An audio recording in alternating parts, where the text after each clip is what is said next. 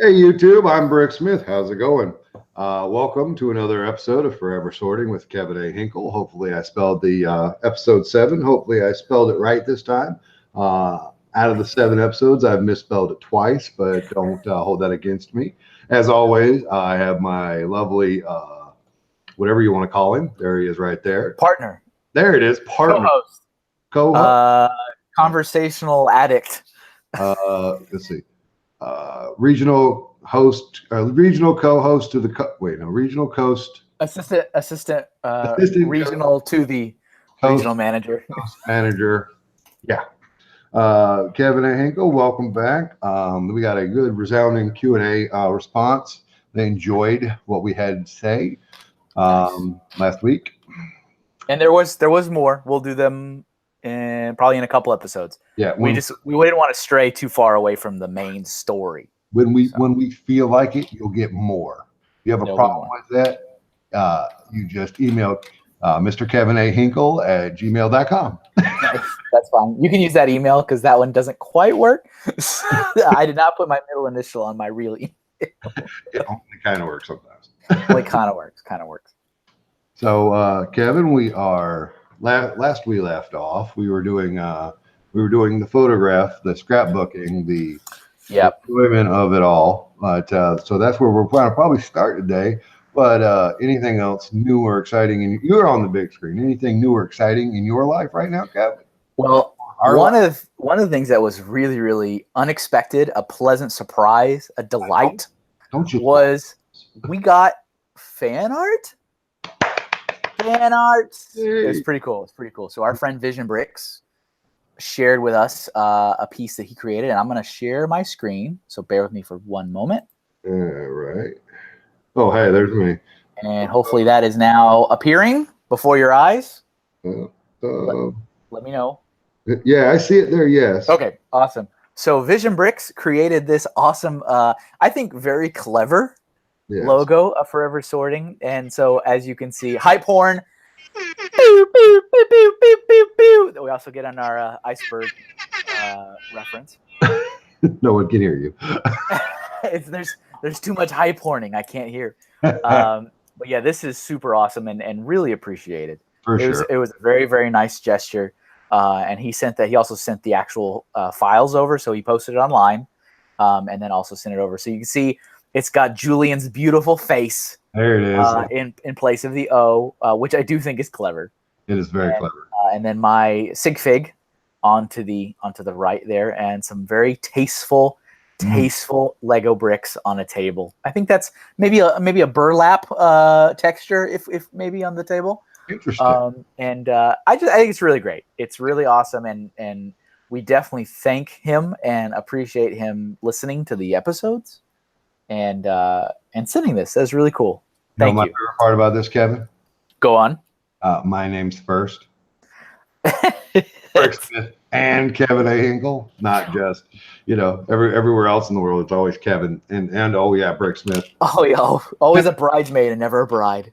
I'm in a live stream with Kevin and some guys from YouTube. And some other YouTubers. What I think is funny is I've written your name out a couple times now on like different like thumbnails and stuff that we've done. Yeah. What is the preferred or correct way to write it? Is it Bricksmith as one word with a capital S, or is it 2 words? Or is it one word with the B is the only capital? Interesting. Okay. Mm-hmm. What is your position? I will let you know when my graphic design artist lets me know. Oh, okay. All right. I think it's 2 words. Okay. But I could be wrong. Okay. And this is, of course, not at all a critique of this awesome piece of work. It's just something I have also personally noticed, getting to know you more, working with you more. And I'm like, is it, because I see it in a couple places like as one word with the capital B. Mm-hmm. And then I've seen it as 2 separate words, like first name Brick, last name Smith. So I'm going to go ahead and give you, Kevin, the origin of the words or word or title. It's actually a title. Nice. You see, you have in the olden days, you had a goldsmith, okay, a silversmith, a blacksmith. Oh, oh no. And now you Oh, have, and this is where the name came from. It is a brick smith. snap. So that is, like pounding on plastic with a big hammer. That's actually pretty cool. Did you need this? Yes, yes. I felt like you needed that. I'm sorry. That's awesome. No, that's great. All right, and I'm gonna stop sharing just for a minute. Okay. There's your face. There we go. Okay, so that's really cool. You know what I picture in my head? You like an old timey smith shop with the hanging iron sign that has like a blacksmith with a hammer, like a big burly muscular man, like an anvil and a hammer. Like I can picture, like, not that I say, hey, let's make a new logo, but I can picture in my brain. Here's what you do. What you want to do. That's what I've always told you. If you got it in your heart, put it out there in the ether, and whatever happens. Whatever happens. So Vin. Thank you, Vision Bricks. That was really, really kind of you again. So if anybody else, if you wish to share any type of fan art or just any kind of comments on the shows, questions, anything like that, we also want to let you guys know Forever Sorting does have a social media presence. So there is Forever Sorting on Twitter, Forever Sorting on Instagram, on Facebook, and it's just at Forever Sorting. Easy enough. There should not really be too much content on those channels yet, but they're there. They exist, and you're more than welcome to check them out. And like I said, if you have anything you want to share with Julian and I collectively, you can send it to the Forever Sorting's account, or of course you can just message either of us privately, privately through our own accounts. So, and that, as a reminder again, for me is Mr. Kevin Hinkle.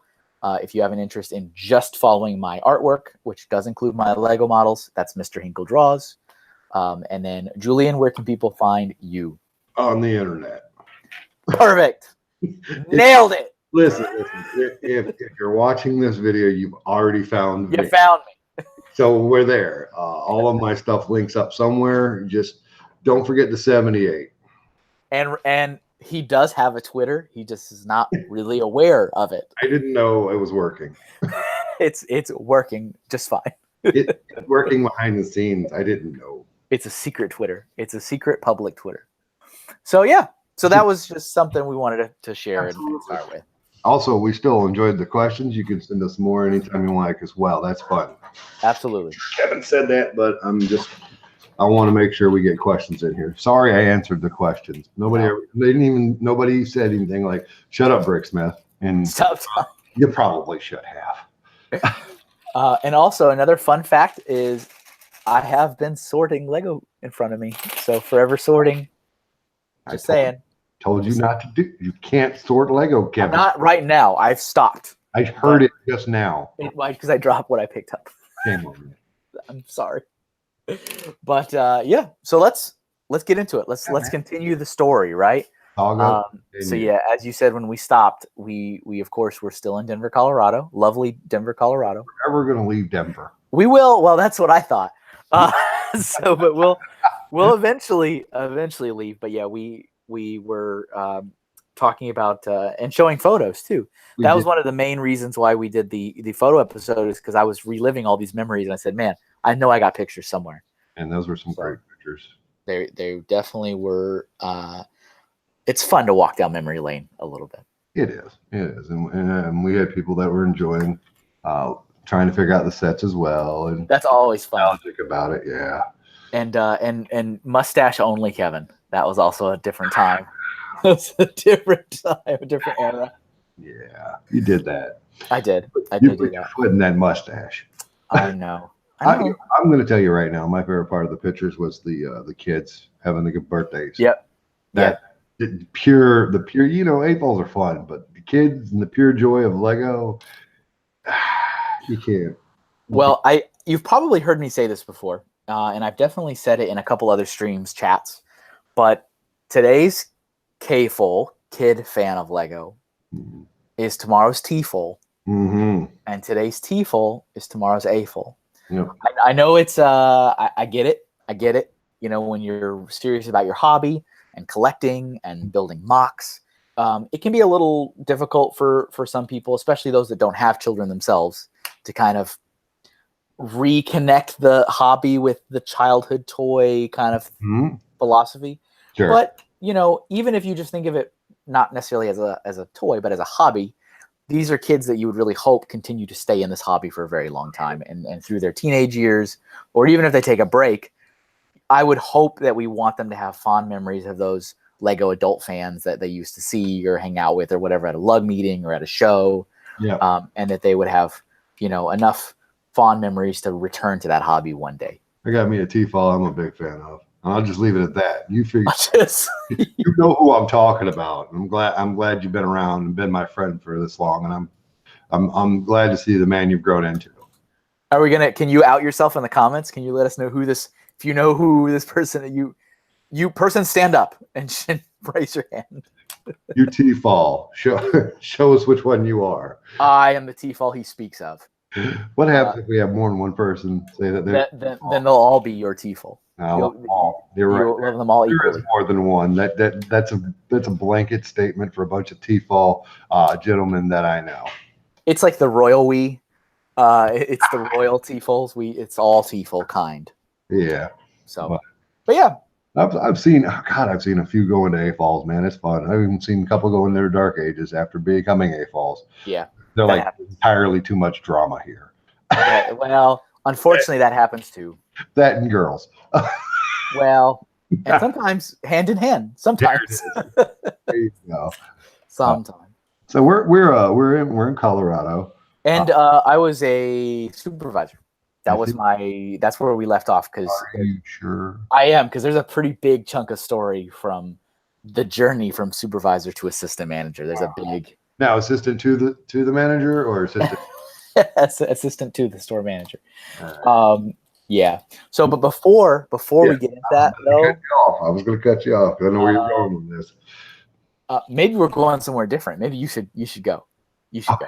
So what I'm thinking is, Kevin made sure to let us know that the outlet stores, they were associates, or I forget it was a great title for the brick specialists. Brick specialist, then there was supervisor, and then there was store manager. Right, because there was no such thing as an assistant manager. It didn't exist in the outlet stores. What is that where you were going, Kevin? That's kind of where I was going, but yeah, see, I love it. Yeah, there was no such thing. There was no such thing as an assistant manager, not that we knew of. So the regional manager. No. Right. Sorry. So I was no, it's fine. Don't apologize. So I was in college. As I said, that was the entire reason why I was in Denver, Colorado, was for college. And this was to study art. I don't know if I've ever been very specific about that, but I do have a bachelor's degree in animation. So by the books, it's a bachelor's degree in fine arts. Episode 1. Okay, good. I couldn't remember if I had gone into this. And so one of the things that I really got super fascinated with in college was stop motion animation. I didn't know that I was going to get super. I mean, I knew I wanted to do hand drawn traditional animation, like old school Walt Disney, like old school. And that was a conscious choice I made when in the college I went to, the Rocky Mountain College of Art and Design. There was a choice where you could follow the 3D animation path or the 2D animation path. Agreed. You could. Red pill, sorry. Exactly. No, exactly. And you could, if you wanted to do both, but that would add, I think, another year or two to the program and more money and, et cetera, et cetera. And so I made a conscious choice to pursue only the 2D. I said, I'm going to do 2D. But in 2D covers stop motion. So I won't bore you too much with all the classes I took. I took art history. I took figure drawing. I took art and design. I did color theory. I did topography. I mean, 4 years of art. I mean, that's what I covered, everything. But stop motion enamored me. I was like, wow, this is really, really fun. And I knew I had to start animating Lego minifigs, and I had to do it. So I was having a lot of fun because, we were learning new, techniques or new things to do, like how do you do a walk cycle? Like how do you animate a character walking from one side to the other side? And so we would learn that in class, and then the teacher would give us, or the professor would give us studio time to say, all right, now pursue that, what concept you've learned. You all have your own space, you have your own equipment, have fun, animate. And so I took a couple bins of Lego to the school into my little spot. They were like, it was like a giant lab, like an open space, but they had curtains set up. Oh, so nice. that each student would have like kind of like a closet, to be honest. But I mean, if you could run through all the curtains if you wanted to from one side to the other, but there was two curtains, Fun. and then what's that? I run through curtains at Philly. Yeah, I mean, it's kind of fun. It's kind of neat, and then of course the one curtain, and they're all black so that the light is down, so that you control the lighting for your animation area.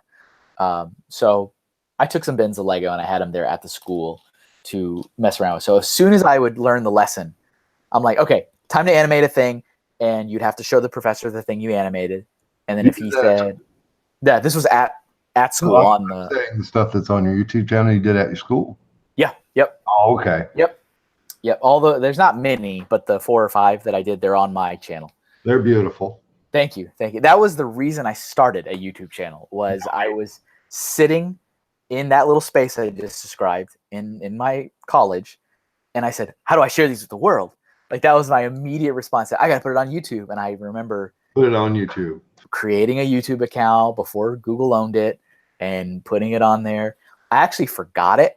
I forgot my username and password when I first made it because I was in such a hurry and I didn't write down anything. I just made it, threw my video on, and then like the next day, I forgot what my username and password was, so I had to create a new account.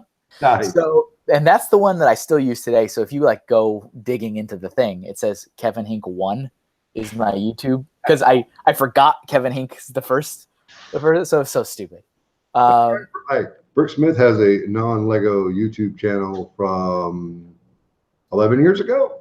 Yeah. So you're not the only one out there, man. Is it still there? Still got it cooking? Yeah. Oh yeah. I'll send you the link. Nice. So yeah, it's kind of funny though, because when I think about it, I'm like, man, so my channel is Kevin Hink 1 because I forgot my own username, because my username I used to go by Kevin Hink. You might still find account somewhere. Kevin Hink? Yeah, all one word, Kevin Hink. Yeah. Like I had my brick shelf. You remember brick shelf? Brick shelf. For my time. Okay, it's an old AFL thing. Yeah. It was kind of the pre-Flickr. So it was a website which still exists today, called Brick Shelf, and you can post your photos on there of your Lego builds. So that I'm pretty sure I still have Kevin Hink as my username there. But to go on another tangent, because this is all about tangents. Yeah, we are. Kevin Hink, again, all one word. Only the K was capital. I got that. I was inspired to create that username for my father. So when I was a young little Hinkle, and my family got Mini Hink, not to be confused with the current Mini Hink. When my family got the internet and our first Apple computer that we had at home, that was our first family computer. We had it loaded. I'm sorry. No, I mean, I was like, I'm dead. This is amazing. And we had the AOL disk, and we installed it, and we had AOL at home. And my father had to create an email address. And so his email address was Don Hink, all one word, DonHink, at his AOL. He definitely does not use that anymore, but that was his. And I said, oh, Don Hink. Okay. And then my uncle, kind of around the same time, also got the internet, and his was J Hink. I mean, his name was Jeff, but he just But I was noticing a trend, and I mean, I'm a young kid, and I go, I need an email address, and so I made an email address, which was Kevin Hink, and that was at Hotmail. That was my Hotmail email. I had a Hotmail as well. Right, that's old school. I still have that email; it still works to this day. Mine works anymore. And I still can use the Hotmail, even though it's like Outlook now and all kinds of other things. But it did have 78 on mine. I'll just say that. It didn't, or did? Yeah, 78. The 78's been since the beginning of the internet. Consistent. Yeah, absolutely. I love it. That's what I appreciate about you, consistency. God bless. So yeah, I came up with Kevin Hink, and then from that moment up until very recently, that was always my username on everything. So any online accounts, anything anywhere, was always Kevin Hink. And so when I started my YouTube channel, it was Kevin Hink, and then I forgot the username password. So I had to name it Kevin Hink 1, and it was so dumb. I was like, this is the only thing that I have Kevin Hink 1 on. I was like, this is so stupid. But yeah, so I got enamored with stop motion, and we would do the project.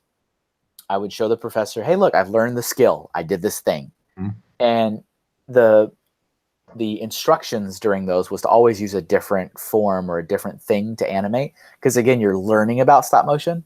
Right. So it would be learn how to do the walk cycle. And today we're going to use a wire model. So it'd be like moving wires. So I would do that. And as soon as I got the okay from him, I was into Lego World. I was like, okay, there you go. I'm gonna start animating Lego. And I would, move minifigures around. I was trying a bunch of stuff. Sometimes we would use clay. Sometimes we would have to make a weird sculpture of some kind from just materials we would find. But what's interesting is I loved it so much that in the animation program, kind of your final thesis, if you will, was you had to make a full animated film.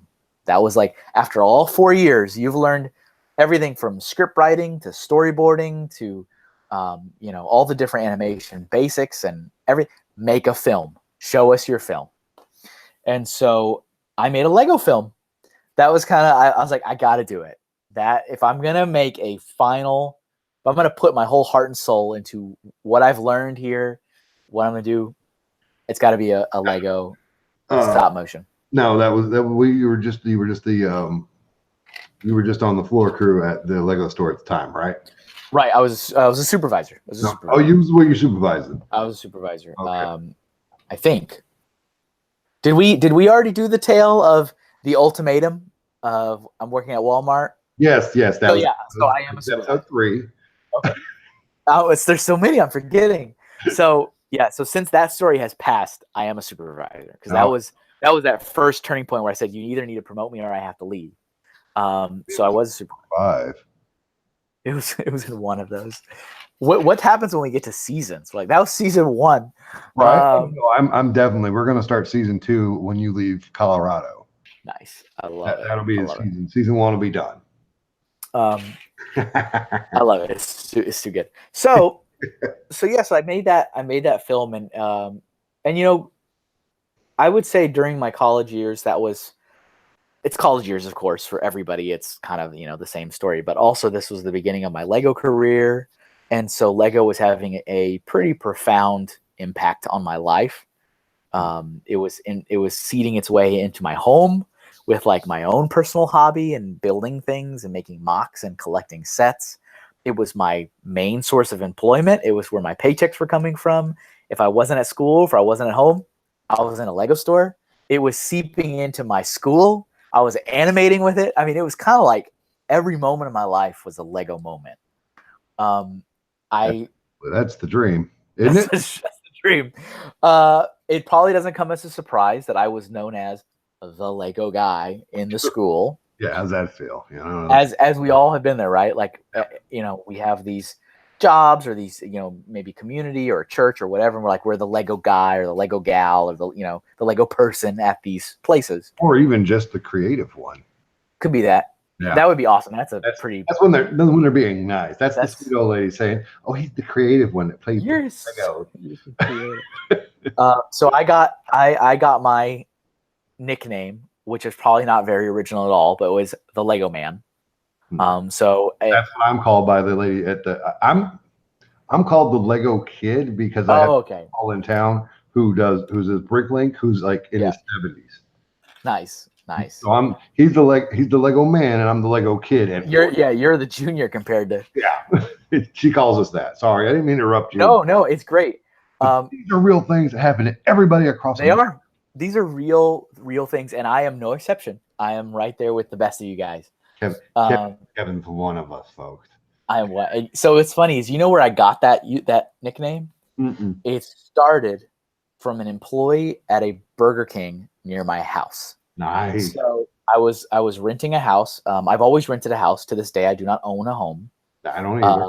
But I was renting a house that was very close to my school. It was, I mean, like you could walk to it. It was very, very close. But of course, I still had to drive to get to work.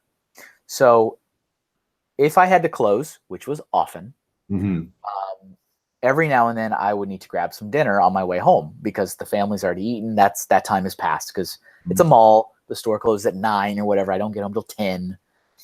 So I would grab some food from this Burger King that was right across from my house. So like my house was kind of next to this, like, strip mall little area. There was a Burger King there.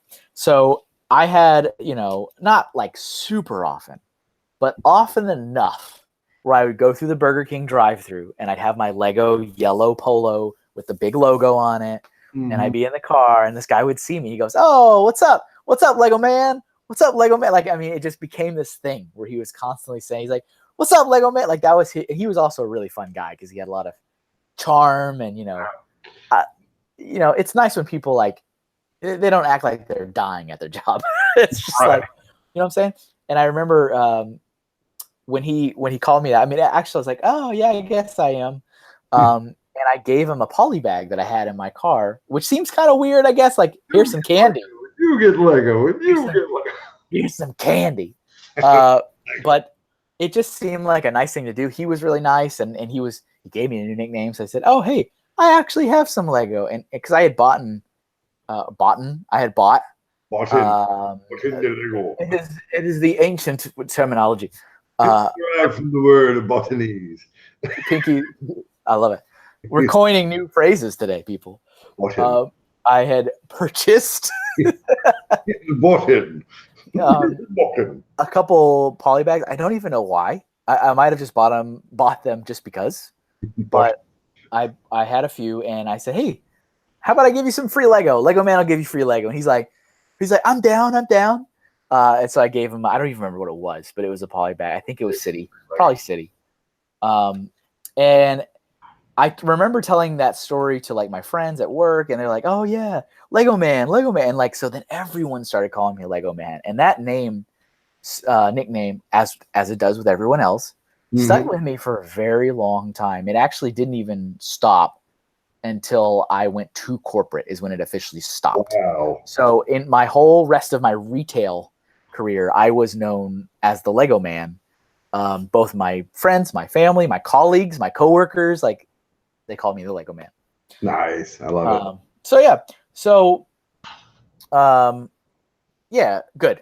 We're checking time, everybody. We're checking time. Don't tell them that they can't see me. The magic. Folks. I'm disrupting the magic. So yeah, so I was learning stop motion and learning a bunch of different things, and I had a lot of fun. I mean, it was an incredible experience, and I learned a lot. And so one thing happened. I think this is a pretty important story. Is this after you became a supervisor of your Lego store? Right. I'm a supervisor. So to set the stage again, I am a store supervisor. That is just one level up. I am in college. I'm probably year 2, maybe year 3, year 2 or 3 into college. And how long at the store had you worked? A couple years. And had you bought it? Oh, sorry. Pinky's up. Exactly. So I was in a class. So my school at the time didn't have a game like art major, like game design or like video game design. It does now. It didn't when I had enrolled and was in there. It really has ballooned over the last couple of years, where a lot of people want to design their own games and do game concept art and stuff like that, which I think is really cool. But so we didn't have one.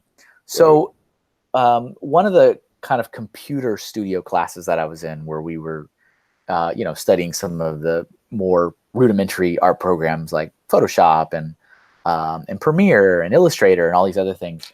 That professor was kind of trying to include the game art kind of kids, even though there really wasn't a game art major. Does this have anything to do with your field trip? This is a field trip story. This is You a field told the trip field story. trip story live. Have I ever done like the whole thing? Oh Again, man. episode 4 or 5. Oh, okay. I'm sorry, people. I'm sorry, people. We But yeah, that was really got to watch our own stuff. the Lego Universe one, right? Correct. That okay. That already happened, everybody. You already know this. But yeah, that was important for a lot of reasons. But that was when Jim. We talked about Jim before. Let me cut you off here. Sure. Yeah. Ladies and gentlemen, if I misspoke, please leave it in the comments below and tell us that you definitely want to hear about this the next time we do a show. You're like, what are you talking about?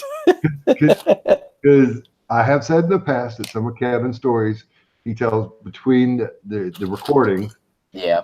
And I hear them there, but I'm almost 100% certain that I heard it live. Fair enough. We talk too much when we're not live. I know. I need to write down I know. I me being I should be me, but I'm not gonna do it. I feel like I should write down like a synopsis of the topics so I can. Yeah. Maybe that's a learning. Maybe we can take that to the next. Maybe we can button that up. Let's button that up. Let's button that up. Get that hashtag button. Exactly. So okay, all right. So we move. I hear something I don't know. And okay, please. I don't know if you were ready to tell this part, but you keep mentioning supervisor, store manager, right? No assistant. Nope. I've heard now, folks. This is the truth. I have not heard it in a post or pre-show, and he's never told this story live that I can remember ever, even in the other shows. And I'm dying to know what the heck this man's got on his mind. Because you don't just you're not so specific about supervisor to store manager without there being a big thing in between. There is, and it's a big chunk. It's a big chunk of my life. It's a big chunk. So, as I've said before, store was small, staff was small.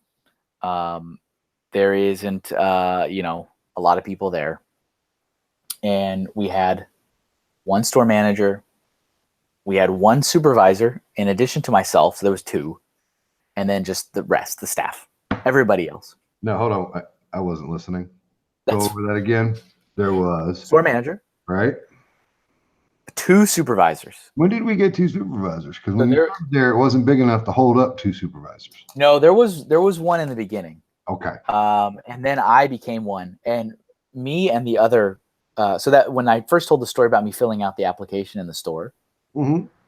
That was the supervisor that was there, and then she told the manager to enter. I remember that. Right. So when I did my whole ultimatum, it's like I need to get more money or I can't stay here, and I got the promotion, which I wasn't asking really for a promotion, but I got the promotion, the more money, and you were co-supervising. Yeah, pretty much. But that didn't last very, very long. That was only probably half a year, maybe a little bit more. And then she left. So she quit the store to pursue something else that was a higher paying job. Walmart? No, it wasn't even in retail at all. I think it was something with like a construction company or something like that. Like something with an animal shelter, I think is what it was. She was the one that put the animals down. Well, I don't think so. but yeah, so she pursued other opportunities, as the Lego group likes to say. That's one of their phrases. I know you're so salty. God, I love you. I'm not at all. Salty. So there wasn't 2 supervisors for very long, because then it was back to me, and then after a good chunk of time, kind of gets fuzzy, so I don't really know. But then one of the other associates that was there with me, Rob. I think I talked about Rob. We've seen pictures of Rob. Yeah, I've seen pictures. He eventually became a supervisor as well. So then it was me and Rob. We were the supervisors. Nice. You and Rob. So something kind of major happened that nobody foresaw occurring. And I don't, want to get too into the weeds on air. No, please do. Please get all up in the weeds. This is what the community wants. Please get help in the weeds. In them weeds. So it's probably not a big surprise to a lot of people that work anywhere. We weren't a huge fan of our boss. We kind of fundamentally disagreed on quite a few things that she did as a manager. Me in particular, I took offense to a lot of different things that she did in terms of management style. Mm-hmm. So, for example, she never really saw any problems with, going shopping on the clock around the mall. Like if she needs to get something new, like an article of clothing, she would just say, hey, I'm going to go buy, something and I'll be back. I'm like, I thought you were working. Wait, what about the custom? Okay, buy me a Slurpee, please. Yeah, so, stuff like that. And I get it, when things pop up, you got to take care of business, but it was a routine. It was, and she was, I don't know. Yeah. And she was also one of those, I think I've mentioned this before, one of those back of house managers where you don't ever really see her too much on the sales floor. It's usually on the back, on the PC doing something. Nobody knows what. Solitaire. Yeah. And that's what's really important about this is I remember that I witnessed and I experienced a lot of things that I didn't necessarily like. And I said, if I ever become a manager, I'm not going to do that.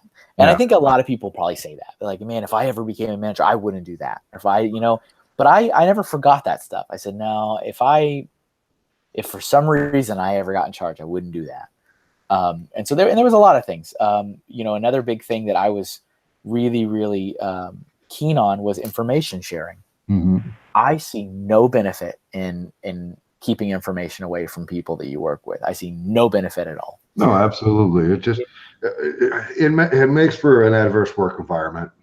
It does. And a lot of times, if people just know the reasons why a decision was made or an action has occurred, they understand or they respect it and they drop it. Yeah. If you don't know, then all of a sudden now you get into the whole rumor speculation and I don't know why so-and-so is doing that. And then you start coming up with your own idea. And this could apply to anything. This could apply to the Lego community as a whole. Yeah. Anything. Any log, any community-based anything. Anything. Yeah. And so, that was happening too in our store. So for example, every store manager, I'm pretty sure this still occurs. Maybe it doesn't, but they have a conference call once a week. So all the store managers will get on the phone on a particular day. It could vary by district. And they'll have a conference call for about an hour, maybe a little bit more, with the district manager. And that is where a bunch of important information is disseminated out to the stores. And the expectation is that manager is rolling all that information out to the staff, letting them know what's happening, whether that's what you're supposed to do. That's normal practice, right? That trickle-down effect, positive or negative, that's what it is. That's what it is. And in all the years I worked for her, never once knew what they were talking about on that conference call, not one time. We're talking about how great he was. You're right. It's like nothing. Nothing. Wow. And so, so things like that. I was like, man, I wouldn't do that. And then also, she was like a big gossiper. Oh, yeah. And again, these are not like isolated. These happens in all kinds of environments and work. But she liked to gossip. She wanted to know about people's dating lives, and she wanted to know about friends, and I mean stuff that's not really relevant in the workplace, or even necessary to have. I got you. Or like stuff that's relevant from like a boss to subordinate kind of level. Mm-hmm. And so, and hey, there was also times where it was like, what do you think about that guy? Should we hire him? I think he's kind of cute. I'm like, this is weird. How about we look at the merits of his performance? So you never said he's cute, so hire him? Well, I never did that. Okay. But it's just like, stuff like that. Yeah. Fundamentally didn't agree. And a lot of people on staff didn't agree too. They all noticed these things. They didn't like these things. Okay, I'll give you credit, but I won't give the whole staff credit. They just were mad because you was mad. You brought it up. You said, I don't know what he's doing. And they're like, we're with Kevin because he knows the most. And you know what? I'm probably super guilty of talking about it with them and saying, I don't like that she does that. I wasn't calling you out on it. I was just saying that the sheeple were following their leader. Well, and I do think that everything happens for a reason, and we're here because of, all kinds of different reasons. But when I think about it, I'm like, I don't know, maybe it wasn't the most mature thing to be ranting about my boss with the other, but whatever, it happened. We all did. In your young 20s. It's cool. Right? Where I was acting in a youthful manner. There you go. So something big. Badge of honor. Exactly. Something really big happened. Of course, we all had gone round and round in circles saying, I can't work here anymore. She's too terrible. I don't want to work for, we've all done that, but we like the job. We like the company. We like the brand. We like the product, but my boss sucks, right? That's the mantra. I don't want to work here. My boss sucks. She also had done some stuff that I really don't approve of, which is when you have either personality clashes or performance issues. Instead of actually addressing the problem, she would just dock someone's hours less, or give them less and less and less and less, until almost force them to quit. Yeah. Which is an awful management style. It is. That is my first boss. They did that to people that they were not a fan of. They would dock their hours till they were down to 6 hours and couldn't survive there. And then they'd leave on their own. And then when they would do that, I would get an extra 16 hours in the work week, and I was up to 40 hours a week at 16. It's just, they liked what I did. Yeah, and I mean, it's. My thing on it is, if it's a performance issue, you need to address it, and you need to let the person know what's not happening, and try to help them and coach them. And if it's not going to work out, it's not going to work out. And there's tools to do this. Sure. But for me, I'm not a fan of that. And there was, over the years, again, now as business is getting better and the staff is growing, and there was a few. Millions and millions of employees lost their job because of this lady. Let's just be honest. A million, that's a lot of people. There was definitely a few people that I was friends with. 2 million. Right. That, for some weird reason, they just weren't getting along. I personally didn't notice any performance issues from these people, but they were just getting hours cut and cut and cut. And I remember in particular, one of them, we had a staff meeting, which we didn't have too often. We had staff meetings probably like once every quarter. So this is like after hours where the store shut down. It's usually on a Sunday because the store closes earlier, and everybody, all hands on deck, are there to talk about something. Yeah. And we had a store meeting coming up, and there was a guy I worked with named Gabe, or Gabriel. And he was in this phase out period. He's being phased out. So he's got like 1 day a week, maybe, for 4 hours. And he's got a wife. He can't live on this. No. And so he's looking for other jobs and stuff. And he, it got so low where like it was every other week. And so he stopped coming in really to check the schedule, because why bother? He would just call. And she purposely did not tell him about a staff meeting that was coming up. Because why? Why tell him about it? Because she doesn't want him there anyway. He's going to be gone anyway. He doesn't need to know. So, and I knew that. And so I made a purpose to inform him there was a staff meeting happening. Nice. And I didn't have any, I probably had some ulterior motives, but I said, hey, look, there's a staff meeting. You're part of the staff. It's happening on this day. And he's like, well, why didn't she tell me? I'm like, I don't know. That's a question that you need to have with her. But stirred the pot. Good for you. But I'm a supervisor. I feel like it's part of my responsibility to let you know. And oh man, that was a wonderful evening when she was caught off guard when he showed up for a meeting that she was not anticipating to be there for, even though he was a staff member and he was on the payroll. So stuff like that, clashes like that were becoming semi-regular, just because I just did not agree with the way she was managing. And by all the accounts, I was second in command. There was no assistant manager. That previous supervisor that had been there before me had left. Okay. So it was her, and then me, and then my fellow supervisor Rob, and then everybody else. Got it. And I just didn't. I was like, man, there's so many. I mean, I played the game. I did what I needed to do. I was still coming to my shift 5 minutes early, staying late, volunteering, going above and beyond. I mean, everything I could think of to do. I was never just slacking off. I was always stocking the store, cleaning it. There was always something to be done, and I did it. And she was. I'm sorry. At this point, go ahead. You were. It wasn't just you by yourself at this point on shift. It was right. Working with you. Yeah, those days were finally done. Okay. But I mean, not like vastly different. Now it was like 2 people. Okay. So still, it's a big difference, right? You can actually Conversation. take a lunch at a reasonable time. There you go. So yeah, that was now when we're in the era of 2 and 2. So you'd have like 2 people work in the morning and 2 people. So hopefully that not one person was ever by themselves. Nice. So that was a definitely a welcome change. You have like lowly employees closing the store, opening the store. Yeah. Shame on. Yeah. Shame right. on. It's I mean, if you think about it in terms of just like the ethics and as a loss prevention. Oh yeah. And I mean, there's so many reasons why that's not good, but hey, it's a different era back then. Shame. Shame. Shame. Yeah, we just chant shame. No, that's not what this is about.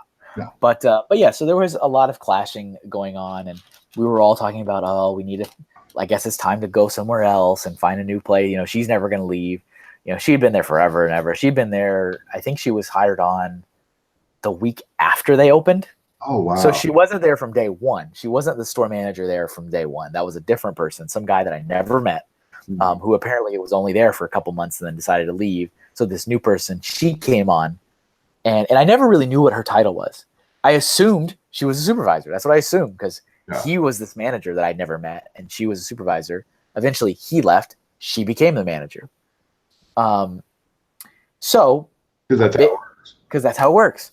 But a big thing happened, a huge thing. I mean, it was so out of left field that nobody saw it coming. Huge. Our boss, the manager, names withheld to protect the innocent. Maybe not innocent. She's not innocent. It's all right. But she had an announcement, and we're like, okay, what is this about? Boy. So she circled all the wagons, pulled everybody in to let us know she was leaving. And I mean, I can't even begin to tell you. I mean, we practically had a party. It was nobody could have predicted this. But of course, then now there's all this uncertainty. Like, well, what's going to happen? And of course, everybody looked at me. They said, "Kevin, you got to take over. You're second in command. It makes sense." I was still, about a year away from graduating. And I said, "Oh, you know what? I probably should, shouldn't I?" You should. That's what I say you should do. And so, but so what she had told us was that she was moving to Seattle. So she was leaving Denver. She decided to go back to school. So I don't remember what the significance of Seattle was. It might have been there was a school there. I don't remember. A lot. She liked grunge music. I don't know. Big fish. But she wanted to move back or move to, because she was from Colorado. Her family was in Colorado. I remember them coming in the store because she would just leave with her family every now and then. Like, now, are those the same ones that were related to the Christiansons? That's a different. No, you told us the Christiansons. They're the best customer. They're the best, absolutely the best. So she said she was, and this was still like we were told, this is not gonna happen for a couple months. So like, okay, all right, there's time, and I swallowed my pride.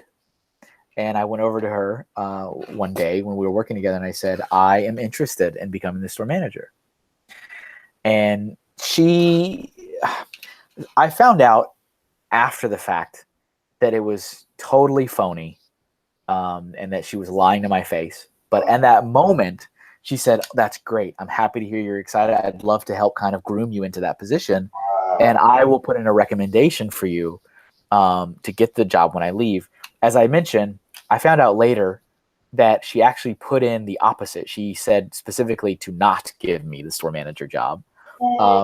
But what's kind of sad is she used that against me, because then for the next couple months, I mean, I was busting my butt at work, because it was kind of with this promise that she was going to submit a letter of recommendation to the district manager, that she was going to give me a good word. I mean, I was cleaning the bathrooms. I was cleaning the stock shelves. I was going above and beyond to prove that I wanted this and I was willing to do. And I mean, she would even casually say it. Like, she'd be like, "Are you willing to do like the window change out on whatever?" And I'm like, "Oh," I was like, "That's going to be a late night, isn't it?" She's like, "If you want that recommendation." And I'm like, "How dirty." I'm like, "Okay, fair enough." And so, I mean, I was doing everything. I was trying to, and she was showing me a couple things. like, okay, this is how this works, like admin stuff. Like, how do you correct people's payroll when they forget to clock in and clock out? And so, like, I was being shown a little bit of that. I didn't, again, after the fact, hindsight, she didn't show me anything about really being a store manager. Wow. But she was showing me things to keep the train moving. Wow. So the time came where the job was officially posted. Mm-hmm. Lego, now hiring store manager, Colorado Mills. And I said, here we go. And so I wrote my resume. I did my cover letter. She told me that she wrote an email to the district manager giving a recommendation. I didn't have a physical letter from her at all ever. But she said, I sent a recommendation for you. And we sent that to the district manager. That was the gentleman you saw in the photo, the bald guy, same guy. Right.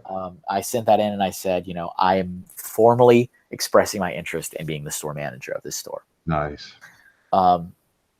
So something that also occurred and still does is the store managers will have a once a year conference where they physically all come together.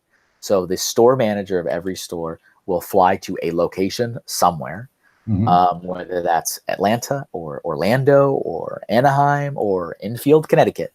They will go somewhere. And it just so happens that there was one coming up like 2 months from that date, and our manager was leaving.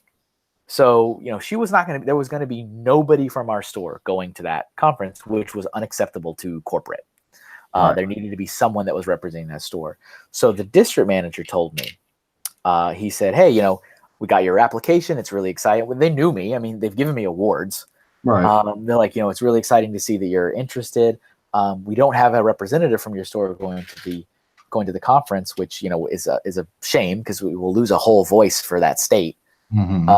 So we're going to send you to that store managers conference. Ooh. And while you're there, we'll do an interview for the store manager role with the director of retail operations. So I can get his opinion. I said, awesome. And so that conference that year happened to be here in Enfield, Connecticut. And I was like, I get to see corporate. I mean, this was like, for me back in, 2006 or whatever it was, or 2007, I think it was 2007. I'm like, no way. Can't, oh, this is a dream. I get to go to corporate. I get to see the corporate office. In my mind, I'm imagining, Willy Wonka and the chocolate factory, and the bricks are coming out of the machines. And not knowing any different. Yeah. I'm like, I get to go to corporate. So now my old boss is gone. Yay. No longer works there. The staff was super happy. I was made acting store manager. So I went from supervisor to acting store manager. Nice. They gave me, again, it's so funny in retrospect. They gave me $1 extra an hour. So they said, we're going to give you $1 more to be acting store manager, which is a joke.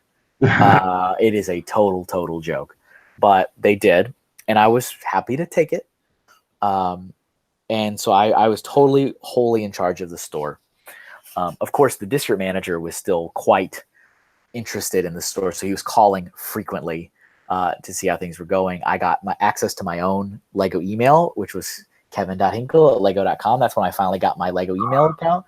Was back in 2006, 7 or 2007. No, 7 to 8. That's kind of this time. I think we're at 8, according to my calculations. Yeah, we're probably in 8. Because you got the award in 07. No, makes sense. It's in 08. Okay. And so I got my email, which was so exciting. And then, and the staff was happy. Everyone was happy. Like, we were working. We nothing suffered.